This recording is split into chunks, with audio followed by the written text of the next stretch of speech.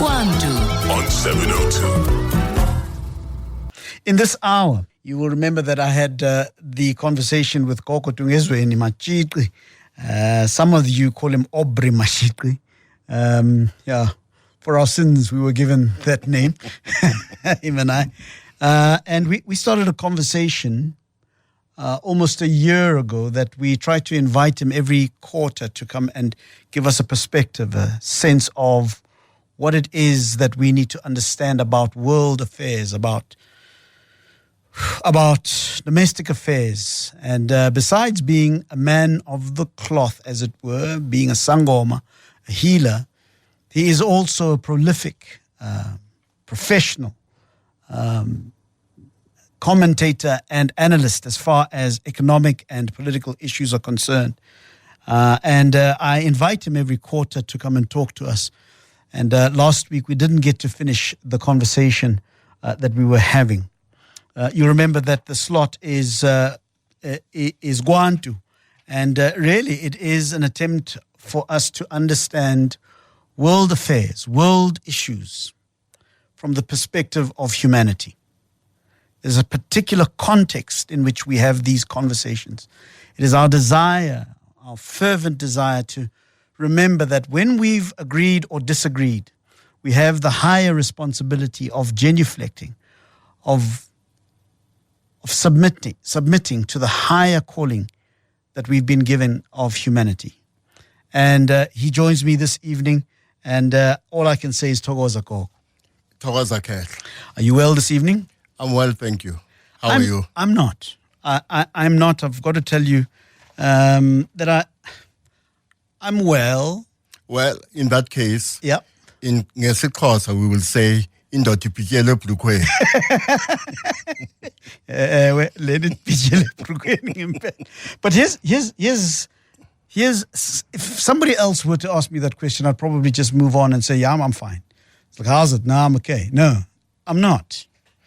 And I get a sense that many a South African and many people throughout the world are feeling the same kind of dis-ease. That the world is changing real time. That the world order that you so eloquently spoke about last week, that is the post-1945 world order that came as a result of the carnage, of the sheer annihilation and senselessness of war after 1945, that gave rise to a particular way of thinking, of wanting to see greater inclusivity and humanity and democracy in the world, seems to be changing at the moment. And we are seeing it happen real time. It is uneasy. It is dis-easy. Just in South Africa alone, there seems to be a renewed lager mentality. There seems to be a suspicion of each other that I thought was beginning to dissipate. It seems to have come back, and it seems to have made itself known once again. And I'm feeling uneasy about that. And I'm hoping that our conversation tonight will give us a little bit of perspective and perhaps a little bit of a way of helping us to think ourselves and be ourselves out of this quagmire of what I think is an existential issue right now. And then I want to hear your thoughts about the rains. We've had the conversation about the fires. Remember, there was a time where there was just fires happening in the country all the time. We had that conversation. But the rains have been incessant. They've been dangerous in some situations. I'm interested to know in our conversation what your interpretation of that is. Let's start. Where do you want to start? Well, let's start with what you call the higher calling. We must not forget that we are not just mind and body. We are mind, body, and spirit. And our essence is spirit. And remember that the spirit, our essence, who we really are, is on a journey and the journey is eternal. I can put it differently. We are all given one life, and that life is eternal. And during that journey of our eternal life, we are trying to achieve one thing and one thing only: reaching for our higher selves. And in the process of reaching for our higher selves, we are called upon to do certain things. First of all, we are called upon to work for the betterment of the human condition.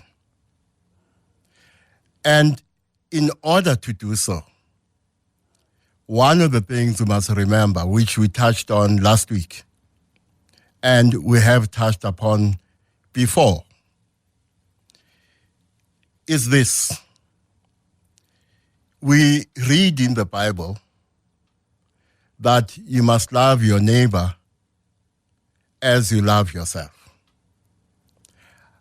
I say we must reach for a higher standard than that. You must love your neighbor more than you love yourself. That is the standard we must try to reach. You must love the other more than you love yourself. And that has implications. It means the Russian, for instance, must love the Ukrainian more than he loves himself. The Ukrainian must love himself more than he loves, must love the Russian more than he loves himself. Mm-hmm. The Jew must love the Palestinian. The Israeli, yeah. More than he loves himself. And the Palestinian must love the Israeli more than he loves himself. The man must love the woman more than he loves himself. And the woman must love the man more than she loves herself. The Afrikaner must love all other South Africans more than he loves himself. And we who are not Afrikaner must love the Afrikaner more than we love ourselves. Now imagine, Kat, if we all endeavor to love the other more than we love ourselves, and we fail, where do we land? In my view, we still land in a much better place than where we are today. Mm-hmm. Therefore, this is a worthy cause. Mm-hmm. The cause of loving your neighbor or the other more than you love yourself. I suspect you understand the difficulties in all of that. Yes, I do. And perhaps a worthy calling for all of us, because it really shakes our assumptions about what we may believe is right or wrong. It shakes our assumptions about our rightness and wrongness. Yes. It shakes our beliefs and understandings about the rights that we have, that we must perhaps in that quest to love the other more than we love ourselves must forego. Yes. So it's a very high calling that you are putting before all of us. And we must remember, Kat, that separation, the separation between you and me, black and white, Israeli and Palestinian, Russian and Ukrainian, American and South African, all those forms of separation are an illusion, creations of the mind. I think I did say to you at the end of last year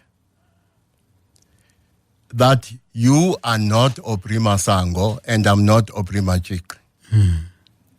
Aubrey Masango is a creation of the ego, a creation of the mind. Aubrey Matshiqi is a creation of the ego, a creation of the mind. But when you look at world affairs, the ego is not something which only attaches itself to the individual human being. Countries have egos too. Collective egos. Collective egos. And we see this in how superpowers conduct themselves. They conduct themselves in the way they do because countries have egos. One of the problems right now is the collective ego of America and how it is going to collide with the collective ego of other countries or even other superpowers. Now, we no longer live in a unipolar world dominated by one superpower. We live in a world of multipolarity, which means to navigate international relations, to navigate geopolitics, is about navigating different collective egos that come into competition and conflict with one another. And to navigate that, we must come armed with two things. Firstly, the desire to love the other more than we love ourselves. Secondly, the desire to widen our circles of compassion, to go beyond the creation of circles of compassion in which we include only those who are like us or those we like, or those who like us. So what tends to happen is that we create these small circles of compassion in which we include only those who are like us in terms of country of origin, in terms of race, in terms of gender, in terms of culture, and so on. So when you talk about a higher calling, you're talking about the centrality of the imperative of transcendence. That's what you're talking about. Some might argue that, yes, that is the ideal in the eternal journey that you've described for the stage that we are at the moment. But some may argue that it is true that that is the ideal, that is what we must strive towards.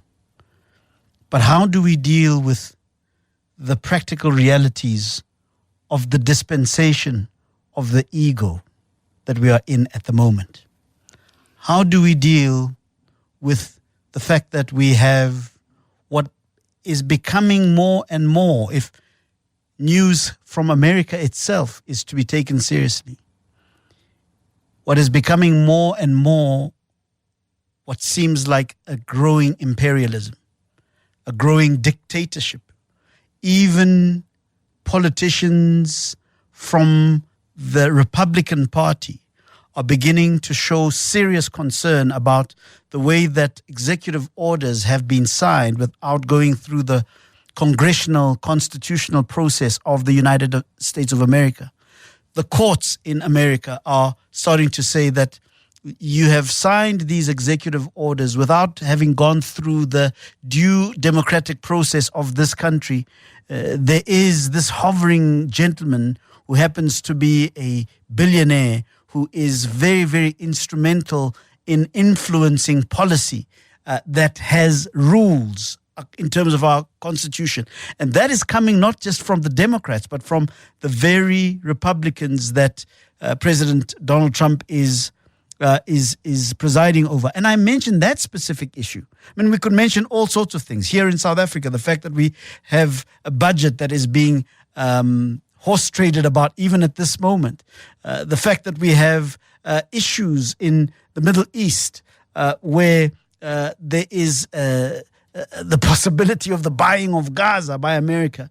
The Greenlanders are angry at the idea that they may now become another state in the American federal system. We could go on. My issue is, here we are. We are in this cauldron of egoic reality. How do we deal with it? Well, just because something is impossible, it does not mean we must not do it. I will start there. And then let me make a point on history. We must remember that history is not linear. History is a ceaseless, that is unending repetition of error, folly, and correction. The history of humanity is a history of error and folly and very little correction. So we have tried to do that which is not ideal with the same results. The results are not ideal.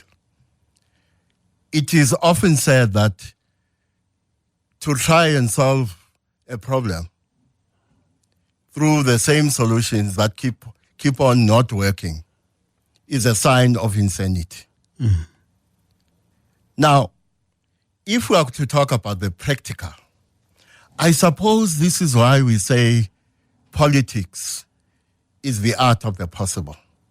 Again, we need a higher standard than politics as the art of the possible. We need, as a different standard or higher standard, revolution as the art of the impossible. And I will go back to saying, just because something is impossible does not mean it should not be done. We should not do it. Now, doesn't the very idea that it is impossible already say to us that whatever efforts we invest in that task are futile? No. Now think of Nelson Mandela, who has languished in jail for 27 years. And he is saying to Mac Maharaj, Sien, and Mac Maharaj says, Why? Because Nelson Mandela is trying to teach Mac Maharaj a lesson about reaching out to those who are responsible for their incarceration and the oppression of the people on whose behalf they went to prison. Now, imagine if someone had succeeded in convincing Nelson Mandela that to leave prison after 27 years with the desire to forgive those who oppressed us and put him in jail for 27 years and work with them to build a new society. Imagine if he had been convinced that this is impossible, he should not endeavor to do it. In fact, during the struggle, I heard many voices of people who said, reconciliation with the enemy is not only undesirable, but is impossible. Now, of course, that comes from the idea of the immutability of the human spirit. In other words, when you look at the other, we take positions such as the spirit of the other is immutable, incapable of change, therefore incapable of changing for the better. Now, let's say that is what I think about you, Kath. That your spirit is immutable, incapable, Intransigent. exactly, Yes. incapable of changing for the better. Because of what you have done to me, the wrong things you have done to me, you have a different perception. You believe that my perception of you is unjust. Therefore, you come to the same position about me, that my own spirit is immutable, incapable of changing for the better. What kind of world do we end up in? Now, if someone has said to Nelson Mandela, the idea of forgiving those who oppressed us and working together with them to build a new society is impossible and is a pipe dream, where would we be today? And I'm just highlighting Nelson Mandela. But we must not forget, he was not the only one who thought that way. All right. We are in a situation now where we are talking about tariffs. Yes. Tariff wars is the buzzword in international politics, in the economies of different countries.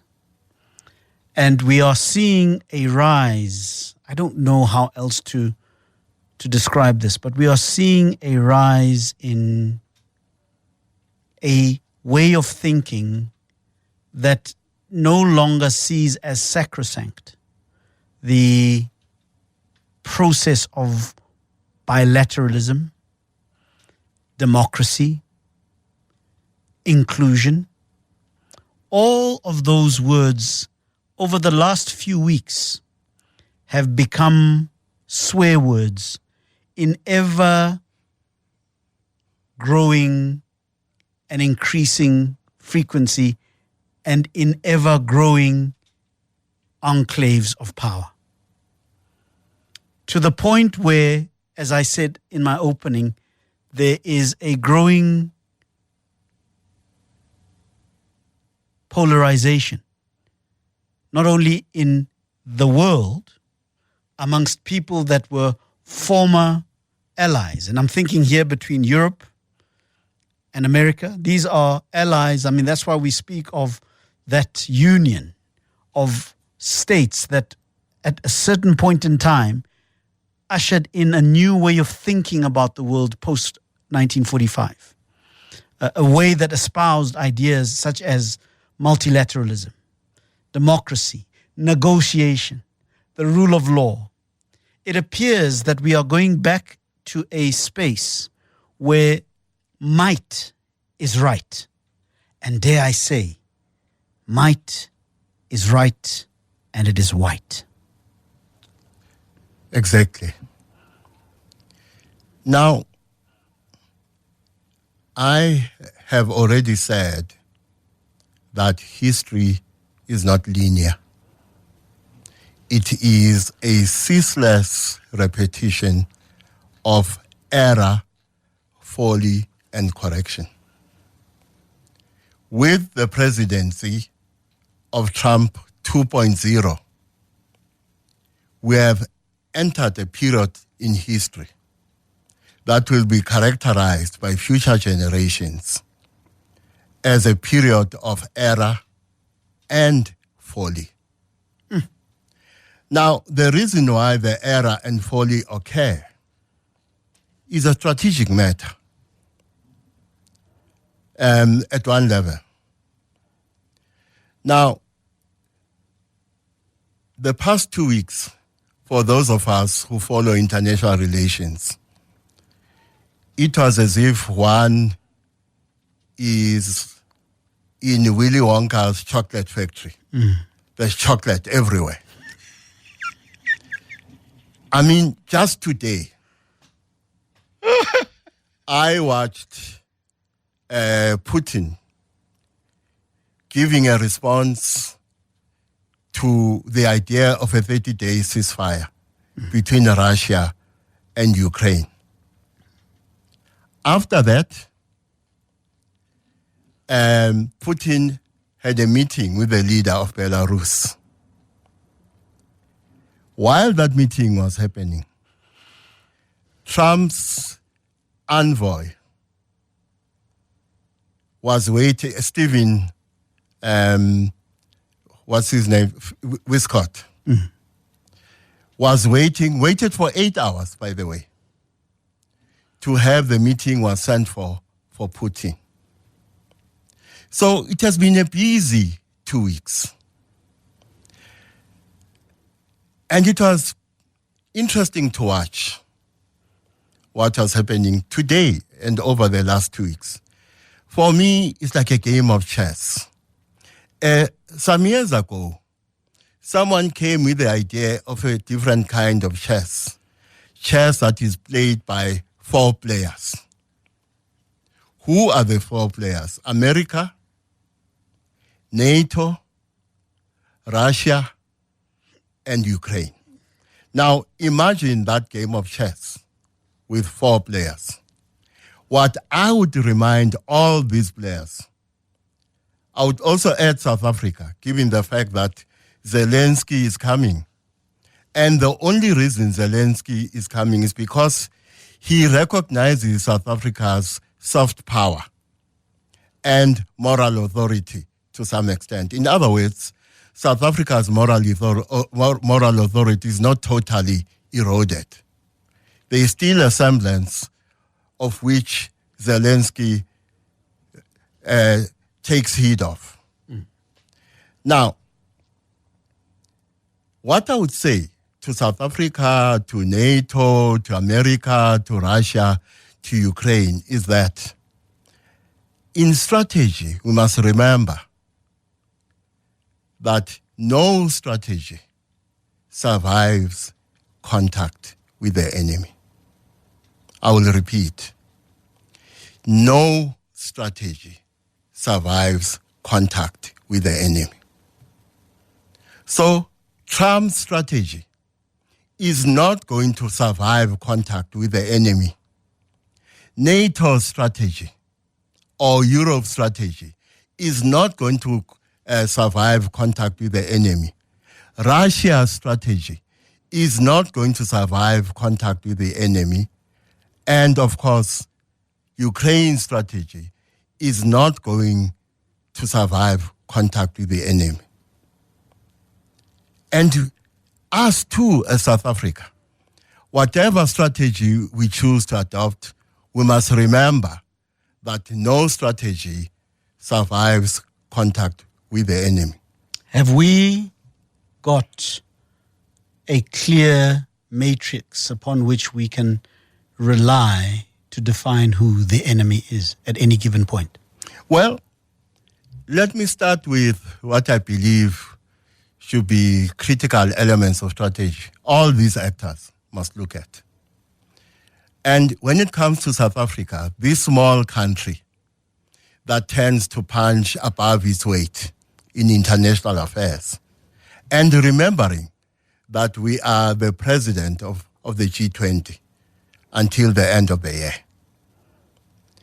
We must remember, and the other players must remember, that we must calculate carefully where the balance lies between strategic competition, strategic cooperation, and strategic autonomy. In the battles that are being fought currently in the geopolitical arena, it is very important for all actors to calculate very carefully whether they should leverage strategic autonomy or strategic cooperation or strategic competition.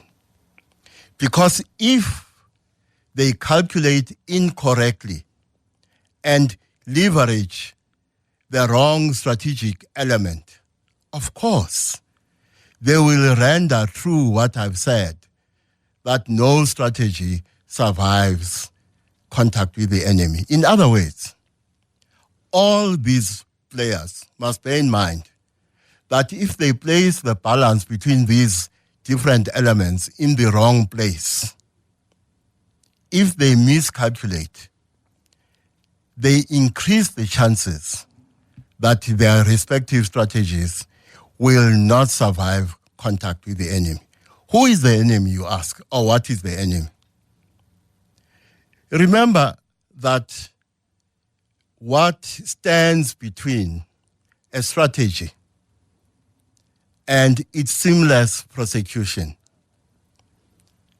are certain things. I will highlight only two tonight.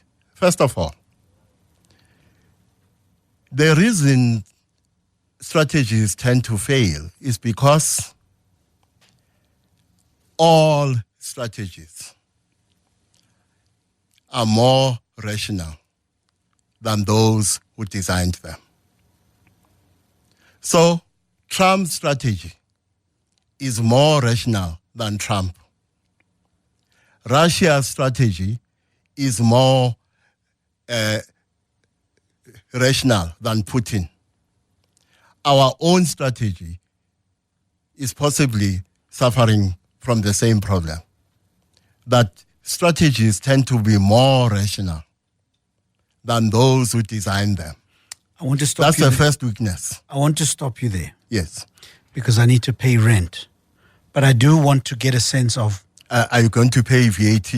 hey, man, we're still negotiating as to whether or not I pay the extra 0.5%. But I do want to get greater clarity from you as to what exactly does the strategy of the United States look like? What exactly does the strategy of South Africa look like? And in that space, then who then becomes whose enemy? I'm beginning to sense from the way that you speak that the enemy might not always be another country or another, but it is more interests. Yes. I'm beginning to get that sense, and I'm looking to get a deeper understanding of this. I'm hoping that you can join us as we have this conversation on 011-883-0702. My guest is Gogo Aubrey Matshiqi. The elders know him as Dungezweni Matshiqi, and we're talking about world affairs. We'll be back after this. KwaNtu on 702. 18 minutes after 18 minutes to 11 o'clock. Footy Johnson says, be careful not to talk things you cannot prove about Trump. Yeah, suppose that's what opinion is about, eh? Bring it on, Footy Johnson. Bring it on, man. I'm happy to have that conversation with you. And he warns me again. He says, Bro Aubrey, stop talking things about Trump you cannot prove. People are quick to sue. That's why I say to you, Footy, bring it on, man. Bring it on, yeah? And then Mangwedi says, how do people think they can love others when they do not even love themselves? Yeah, ne? This one is going to be tricky.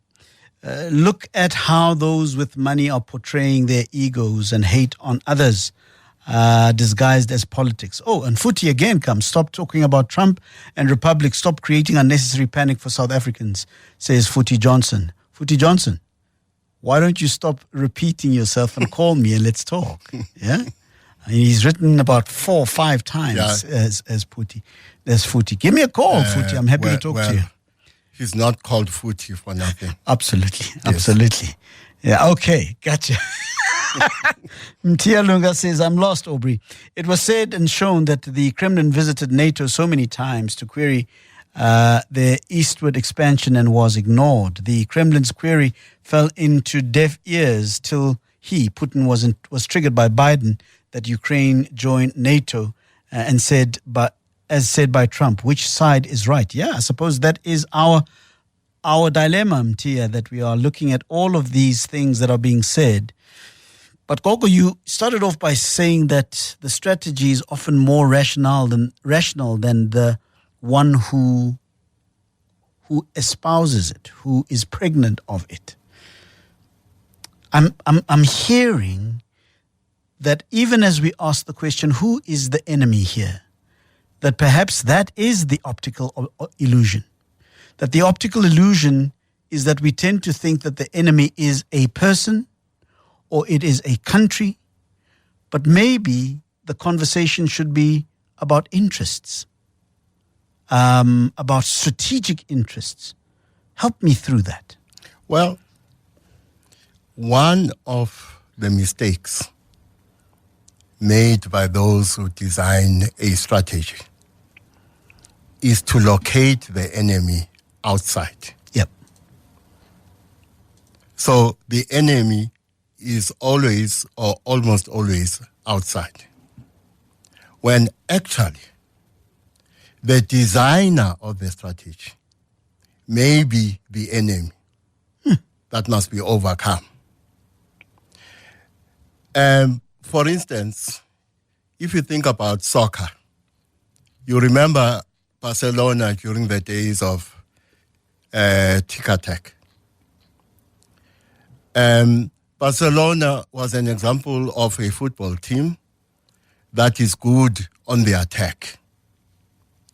Now, the same applies to countries and organizations. That when they design a strategy,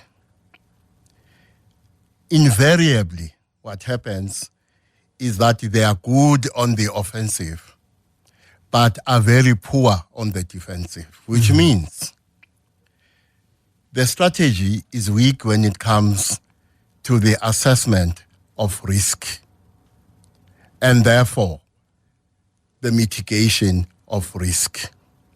Starting with the location of threats almost always as an external force, when the threat may be internal.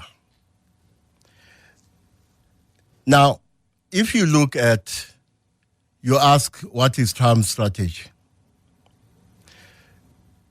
on tariffs. One way of understanding it is that he wants to grow the American economy, to make America richer.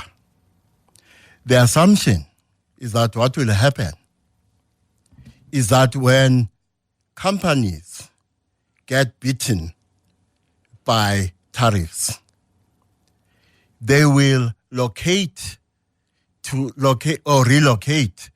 the US, and therefore what they produce will be produced in the US. You have already heard that Apple has promised to invest $500 billion in America.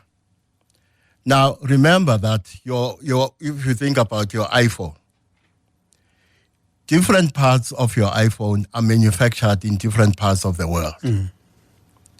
So what Trump is saying is that companies are going to relocate to the US.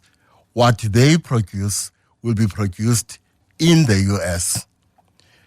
American workers will be producing those things, and therefore American workers will benefit.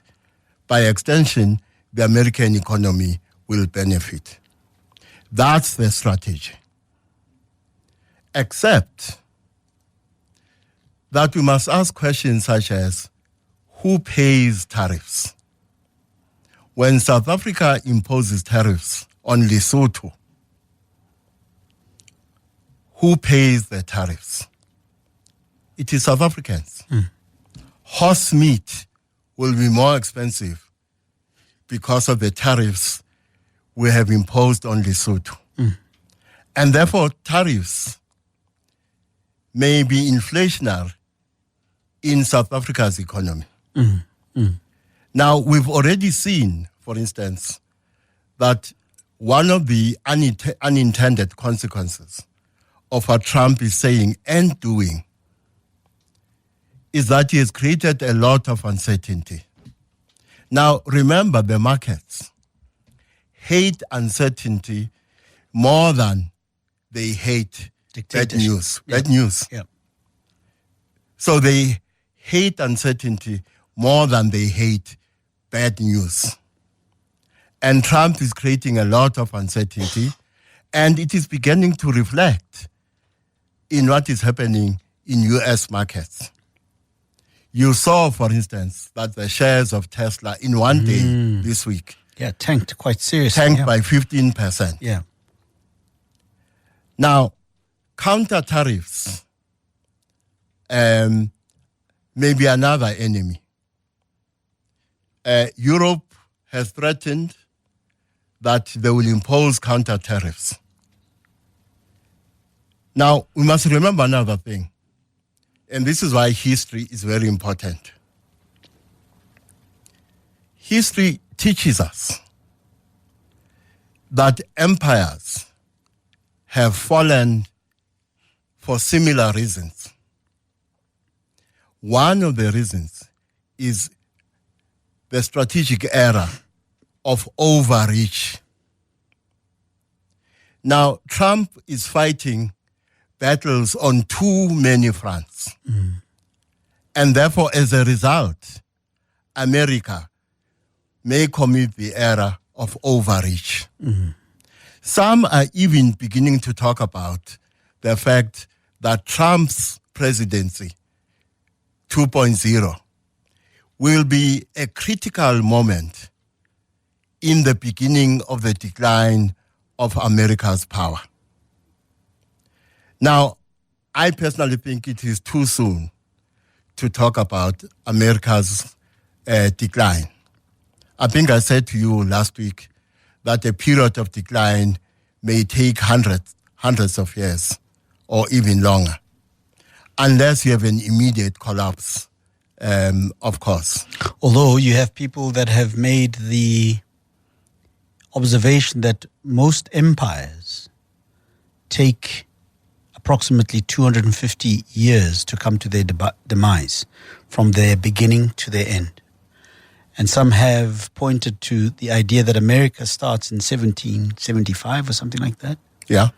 We are at the 250-year mark. Yeah. Yes. Some have said something of that nature. But do you think that in the strategy of President Trump, there was the acceptance of the possibility of counter tariffs? For example, what's happening in Canada, where American products are literally being taken off the shelves. Yes. Where Europe is beginning to say that a 50% tariff on American goods all round. Was that calculated in the strategy of Trump, do you think? I think it was. Okay. And in fact, whether they're looking at Trump, whether they're looking at Europe, whether they're looking at China or Russia, all these players have to some extent painted scenarios that seek to anticipate the strategic moves of the other, and therefore have painted scenarios about how they should respond. And it is my view that it would be a mistake to think that Trump and those around him have not done similar calculations, have not painted similar scenarios to anticipate responses to his tariff and other regimes. So I think they have painted scenarios to anticipate how other countries will. I don't think that America, Europe and Canada and perhaps even Mexico, maybe Mexico, but I don't think that Europe and Canada anticipated the kind of strategy that Trump is on at the moment. Do you think that they would have factored it in? If they didn't, they should have, because remember, the tariff regime does not start with Trump 2.0. It was there during Trump 1.0. Now, of course, one of the things that should have been anticipated is that in his second term, he will be much better, he'll be better prepared than he was during his first term. And therefore will try to perfect strategies and tactics he felt he got wrong during his first term. Now, one of the reasons he is so aggressive, and he's so aggressive so quickly, comes from the lessons he learned from his first term. So if they did not anticipate he would do this, they should have. But also, for more than a year, remember, Trump is doing what he's been talking about during the campaign. Sure. So he's not catching us by surprise. He is implementing what he promised. To that extent, they should have known it's coming. So it's highly unlikely they didn't know. Whether they prepared sufficiently is another question altogether. So going back to who is the enemy.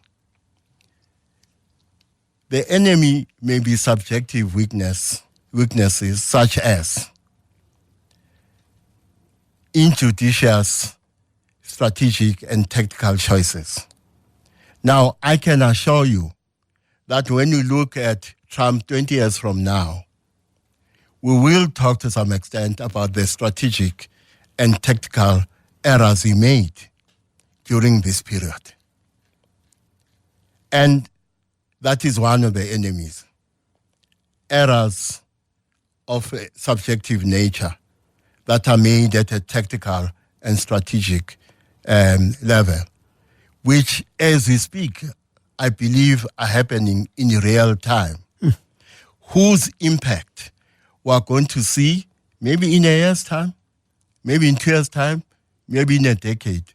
But we are going to see the results of what I believe are strategic errors and tactical errors Trump is busy making as we speak. Another thing is this. What is it that stands between a strategy and its seamless execution? Reality. Now, if you are not honest in assessing reality, reality is going to bite you in the face. One reality is to realize that you are not the only one who's busy strategizing. Others are strategizing too. But what you must remember, though, as I said, all strategies tend to have the same defects. And one of them, as I said, is that all of them have this defect that the strategy tends to be much more rational than the ones who designed it. And this will apply to Trump and the US. It will apply to Russia. It will apply to Ukraine. It will apply to NATO. And it will apply to Europe. Let me say this, because we've run out of time, and I hope that at some point we're going to be able to have this conversation. There are those that are saying that the reason why we have received unkind rhetoric from the United States as South Africa is because of the decision, the tactical decision, whose strategy I'm not really clear about, of taking Israel to the ICJ. This is not a moral question. I'm talking about strategy now. Yes. Well, and secondly, where did the money to pay the 101 million rands that the African National Congress owed some marketing company a few months ago when it was a very big issue, where did that come from? And I say this because there are intimations that Iran gave the African National Congress that money and were able to then take care of certain things. And at the behest of Iran, the ICJ case was then carried out. It's a question that we haven't entertained much in South Africa, but it keeps on coming through. I believe a report has even been put together by some group in Israel. But there is also the question that says, Israel, under Bibi Netanyahu, seems to also have had a particular strategy that it carried out through ignoring warnings that came from Egypt, from its own operatives about the 7th of October operation by Hamas, and was ignored in order to set a particular set of events to start them going, because a particular strategy is being followed. And I do want us to talk about that as to what is at play here. We saw that there were delegates from Iran that had come to visit their friends in the African National Congress, and there's nothing wrong with that. People can have friends whoever they want, but there seems to be a number of strategies that are coming together at this point. And maybe Gogo, if you can just stay with me just for 5 minutes after the news, and then I'll let you go. Okay. I'm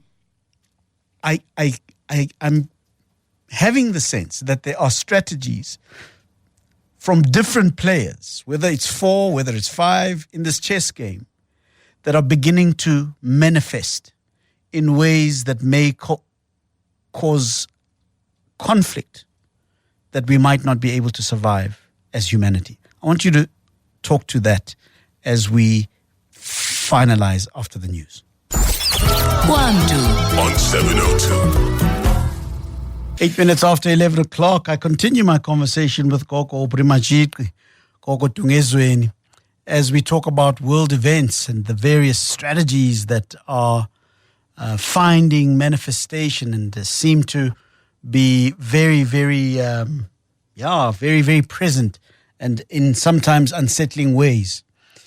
The objective mismanagement, the mismanagement of South Africa by the African National Congress over the last few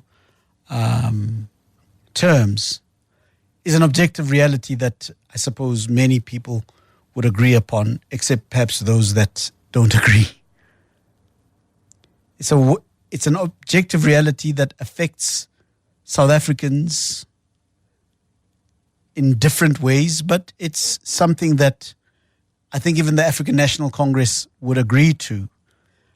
In fact, many would argue that it has actually agreed to and accepted that, given the grace with which it accepted the elections of last year, the general elections of last year. We have seen the rise, I suppose, of the voice of right-wing fringe groups which are becoming mainstream over the last few weeks here in South Africa. And it seems to have coincided with the ascendance of the Trump administration in the United States. But, and so some have suggested that there is a strategy, a global strategy by right-wing ideologies that can be identified not only in South Africa, but more so in the United States and in many parts of Europe. We are also aware of the fact that there are those who argue that all of these strategies are financed somehow. One of the things that we've been hearing from other quarters in South Africa and abroad is that the reason why we have had, as a country, South Africa, the unkind rhetoric from the United States, particularly after the ascendance of Trump, is because of South Africa's overt support of Palestine, of Palestinians, and particularly the taking of Israel to the ICJ. And some have even gone as far as saying that there was a moment not too long ago, a few months ago, when the African National Congress was unable to pay its own staff at Luthuli House and had the issue of 100 million or so marketing bill to a certain marketing company for its paraphernalia that suddenly got paid. And the suggestion is that that money came from Iran. Very little proof has been provided for that. And I suppose that's why it hasn't really gained much traction. But that accusation continues to persist. But we've also heard that the reason why the support for Palestine and Palestinians, particularly in Gaza, was so overt by the African National Congress is, amongst other things, that it was part of a strategy by the Netanyahu government to start a process of war by, in fact, allowing the horrible, tragic events of the 7th of October, 2 years ago, where Hamas attacked some entertainment moments in Israel where a lot of people died. I think more than 1,700 people died. And the accusation there is that the Egyptians had warned the Netanyahu government. Intelligence operatives within Israel knew that this was going to take place, and they were ignored by the Netanyahu government. The Jordanians had warned the Netanyahu government of this, and they knew that it was going to happen, but they ignored it, suggesting that this was a strategy to start the process, which now reveals itself as the rise of Zionism, some have argued, overt Zionism, white supremacy, some have argued, and the counter force to that is the financing of the ANC by Iran to immeasurable amounts of money. How true are some of these things, or these things, and do they fit into the narrative of the various strategies that are at play at the moment? Remember, Kat, that when it comes to international relations, the moral high ground is a vacant plot. Yes. Secondly, what is the first casualty of war? Truth. Exactly. Now, when it comes to the accusation that the ANC is being funded by Iran, don't forget that the president warned that because of South Africa's intervention through the ICJ, the Israelis are coming for us. And he was insulted by many for saying that. Now, if you can believe that the ANC is being funded by Iran, why can't you believe that because of South Africa's intervention in the ICJ, through several mechanisms, the Israeli state is coming for us?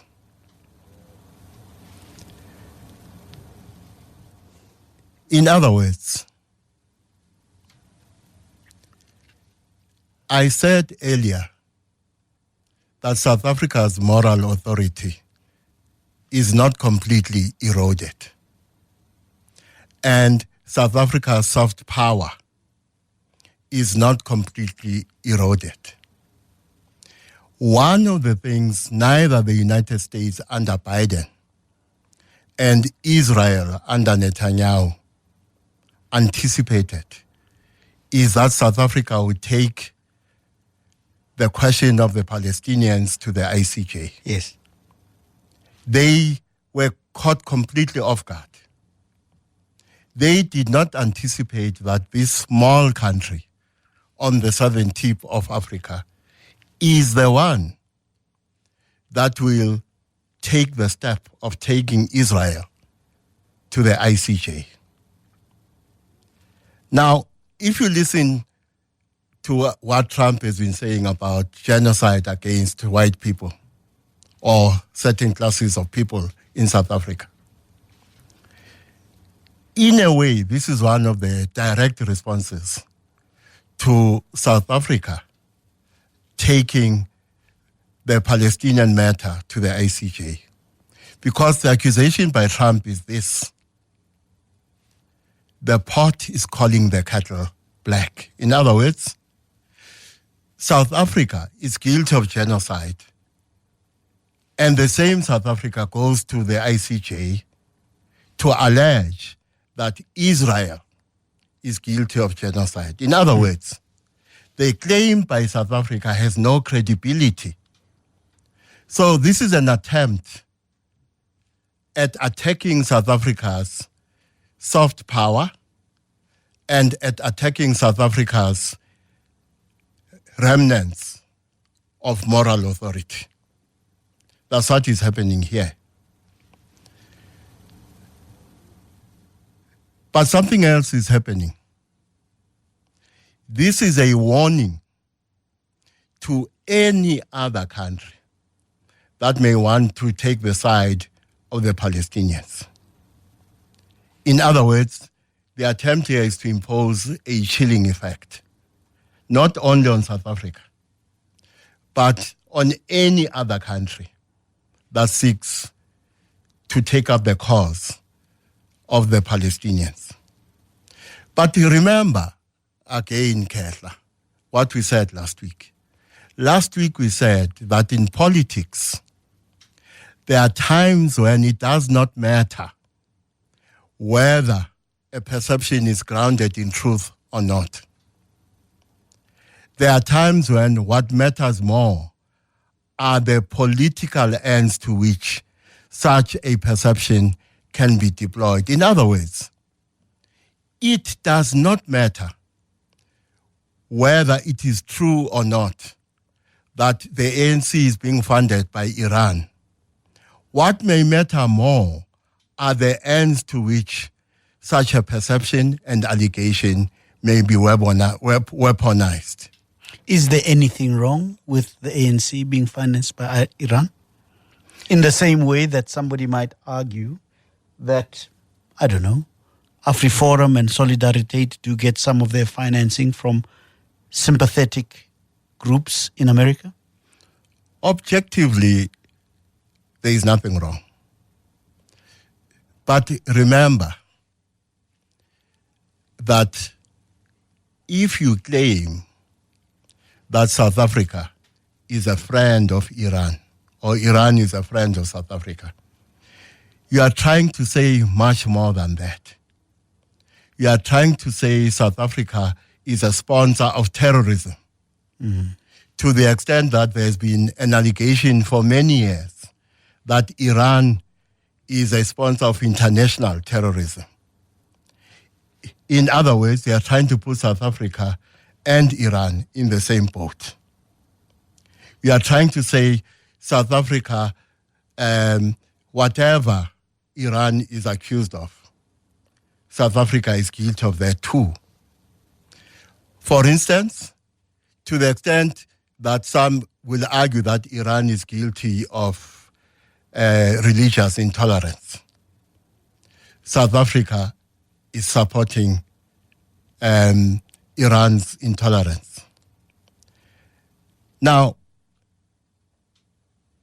why this may backfire? The accusation that the ANC is being sponsored by Iran, if you put it side by side with South Africa's position vis-a-vis Palestine and what is happening to the Palestinians, you may find that those who accuse South Africa by using Iran as a bogeyman that is a friend of South Africa may find themselves accused of Islamophobia. In other words, that may be the unintended consequence of that piece of political communication.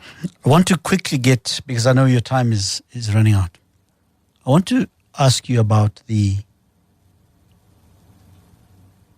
opinion that we've heard, perspective that we've heard, that the kicking off of the war that has been characterized as the Israeli-Gaza war Yes. was conceptualized. Yes. And those who speak that rhetoric say it is a book out of the United States weapons of mass destruction in Iraq, where the actual intent was to invade Iraq so as to take over Iraq's mineral wealth and have a strategic presence in the Middle East by America. And that the same strategy is what we saw over the last 2 years in Gaza. That we allow Hamas to do the unthinkable in Israel so that we have the pretext for what we saw in the last 2 years, so that ultimately we can really have the conversation that says the Gaza Strip can then be sold to the highest bidder. And an intimation of that nature has been made by Donald Trump to say that we will buy Gaza. And the Palestinians must then be hived off elsewhere, wherever they can be accommodated. To what extent would that story be true or not? Well, remember that the October 7 Hamas attack did not happen in a vacuum. The Palestinians had already been under Israeli occupation for decades. But just as a matter of internal Israeli politics, for 36 weeks or more prior to the October 7 attack, Israelis were protesting against attempts by Netanyahu to throttle the judiciary.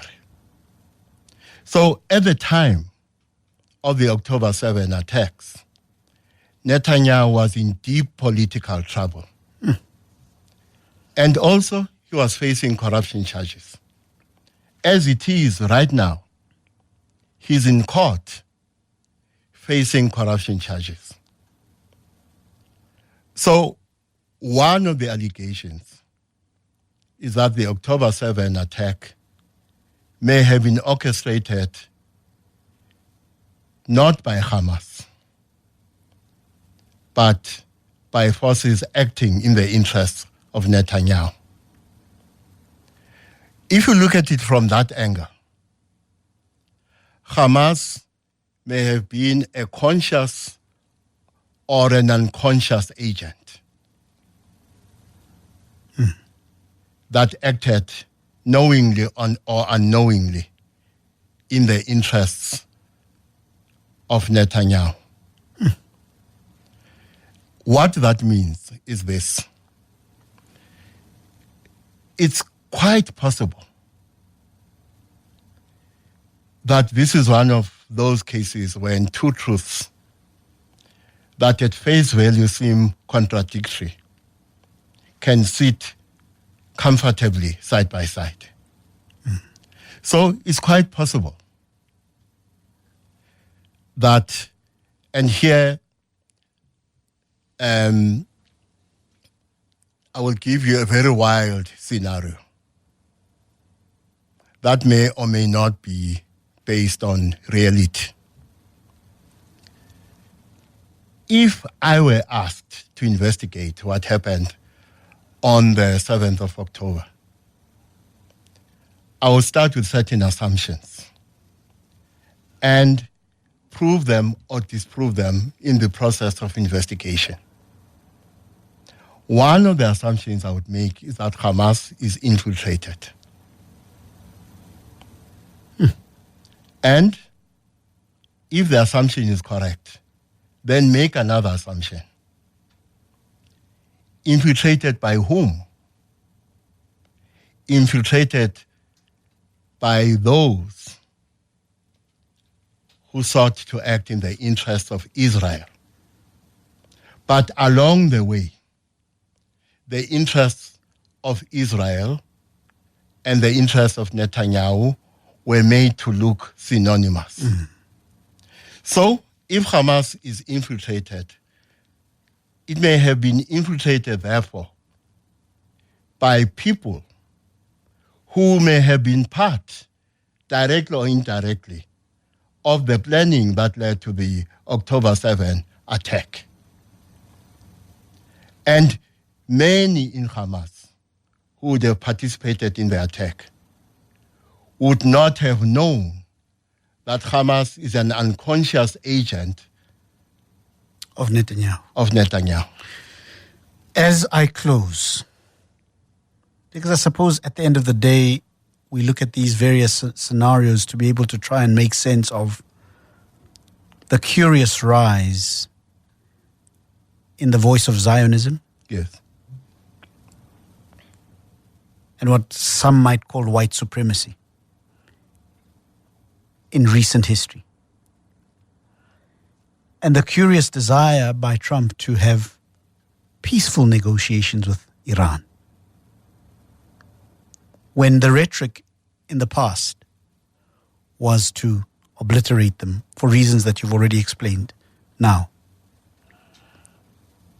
That there seems to be a rise of a particular global paradigm Yes. that may be explained by what we have just discussed in this half hour. That perhaps there are strategies that have been ignited at a particular time that are beginning to manifest themselves at this moment, which may seem unrelated, but are consequences of each other. Would that be fair? Yes. And here we can talk about chaos theory. In particular, the law of sensitivity to dependency on initial conditions. Or, to put it simply, you might have heard of the butterfly effect. Yes. How a butterfly in South Africa will clap its wings. And a hurricane happens in Japan. Exactly. Yeah. So what you are talking about alludes to the possibility that some of the things we've been talking about fall within the realm of chaos theory in that way. And bearing in mind, of course, we may call it chaos theory, but chaos is not disorder. And this point is important because what may emerge from what Trump is doing is not a new world order, but a new world disorder. That is not governed by sound strategy. Or even if the strategy was sound on paper, what kicks in is what I said right at the beginning. No strategy survives contact with the enemy. But let me close on Trump again. Yep. Trump is the eminence grise, the Dalai Lama, the Pope of the global white supremacist movement, which has some representation in South Africa. So it's not by accident that in America and South Africa, you are seeing attacks on things such as critical race theory. And the aim of the attack is to say that white people are the victims. In other words, the former colonizers, the former oppressors are now the victims. They are victims of wokeness. They are victims of DEI. So South Africa sits right at the center as a country that was afflicted by apartheid colonialism. So, and should that narrative succeed in South Africa, of all places, then it would have succeeded everywhere else. Well, unintentionally, the ANC has aided and abetted yes. this agenda in this sense. Remember that the purveyors of white supremacy look at the weaknesses and failures of the ANC and say what these failures and weaknesses of the ANC do is to achieve the goal of erasing the sin of apartheid. Therefore, the sins of the ANC are worse than the sins of colonialism and apartheid. It's the expropriation of a narrative without compensation. Exactly. Gogo Aubrey Matshiqi, it's always a revelation talking to you. And I'm hoping that the next conversation we have will be less ominous. But thank you very much. We can talk about heavy metal next time. We can talk about heavy metal. Let's take a break and let's let Gogo go. Thank you so much.